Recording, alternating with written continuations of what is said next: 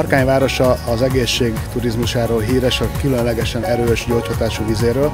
Mégis úgy gondoltuk, hogy keressünk egy olyan családbarát programot, ami a 6 évesnek, a 66 évesnek és a 96 évesnek is szimpatikus lehet. Arra gondoltunk, hogy egy színes hőlégballon, mivel kiszínezzük Harkány egét, biztos, hogy jól fog mutatni. Azt tapasztaltuk, hogy a péntek este, szombat este a közönség létszáma, a mosolygó arcok bizonyították, hogy jó döntést hoztunk.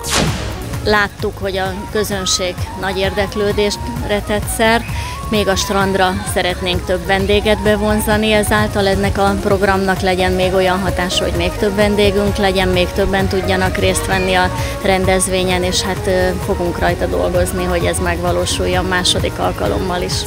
Én azt látom az itt lévő vendégeken, hogy ők ezt nagyon érdekesnek találták, és jövőre biztos, hogy elhozzák a családtagjaikat.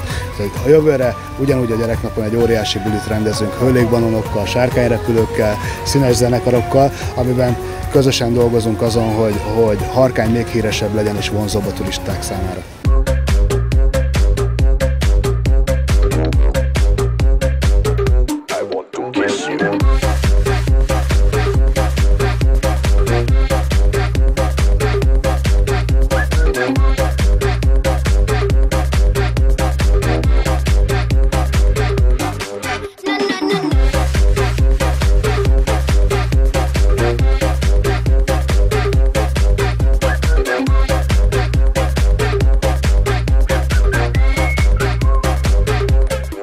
Na na na na